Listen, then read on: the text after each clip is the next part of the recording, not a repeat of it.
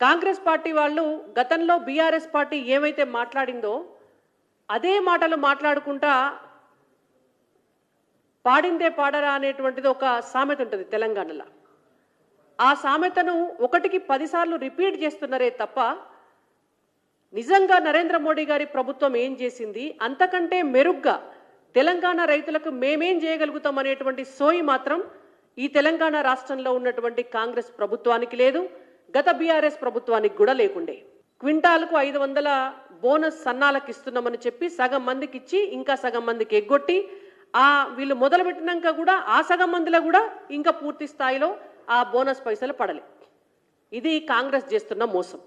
కాంగ్రెస్ పార్టీని మేము డిమాండ్ చేస్తున్నాం, ఒక్క వరి గింజ లేకుండా ఒక్క పత్తి బేల్ కూడా లేకుండా కేంద్ర ప్రభుత్వం 11 సంవత్సరాలుగా ఉంటుంది తెలంగాణ రాష్ట్ర రైతుల దగ్గర నుంచి. ఇప్పటికీ 2 లక్షల కోట్ల రూపాయలు పెట్టి కొన్నాం. మీరిస్తా అన్నటువంటి బోనస్ బరాబర్ తెలంగాణ రైతులకు ఇవ్వాల్సిందే. వచ్చే సీజన్ నుంచి ఈ వానాకాలం నుంచి మీరు హామీ ఇచ్చినటువంటి 14 పంటలకు 500 రూపాయల బోనస్ ప్రతి పంటకు క్వింటాల్కు ఇవ్వాల్సిందే అని చెప్పి భారతీయ జనతా పార్టీ తరఫున మేము డిమాండ్ చేస్తున్నాం. ఒక్కసారి మాటిస్తే ఒక్కసారి మొదలు పెడితే ఈనాటి వరకు బ్రేక్ కాలేదు ఆ స్కీమ్ ఏదైతే ఉందో. రైతులు ఎదురు చూడకముందే అకౌంట్లకు పైసలు వచ్చినాయి.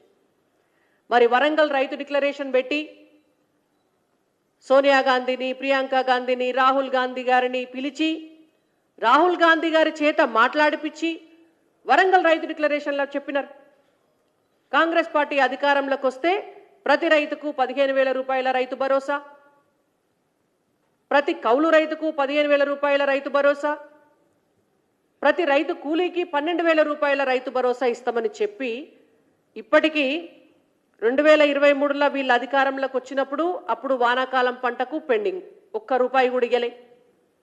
2024 యాసంగి ఇయ్యలే, వానాకాలం ఇయ్యలే. 2025లో మొన్న అయిపోయినటువంటి యాసంగి పంటకు సగం రైతులకు ఇచ్చిండ్రు. మళ్ళా రేపు ఇప్పుడు వానాకాలం పంట స్టార్ట్ అవుతుందని ఈ ఒక్క విడతనే రైతుల అకౌంట్లో పైసలు వేసిండ్రు. ఎందుకు వేసిండ్రు అంటే అది కూడా స్థానిక సంస్థల ఎన్నికలు ఉన్నాయి కాబట్టికే ఓట్లు అడగనీకి పోతే రైతులు చీపురు కట్టలు పట్టుకొని ఎదురు ఎల్లగొడతారన్నటువంటి భయానికి కేవలం ఓట్ల రాజకీయాల కోసం ఒక్క విడత వేసిండ్రు. లెక్కకైతే 2023 వానాకాలం, 2024 యాసంగి వానాకాలం, 2025 యాసంగి సగం.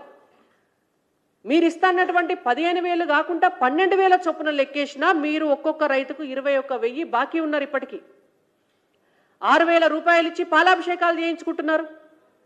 9 రోజులలో 9,000 కోట్లు ఇచ్చినామని చెప్పి మీరు ప్రగల్భాలు పలుకుతున్నారు.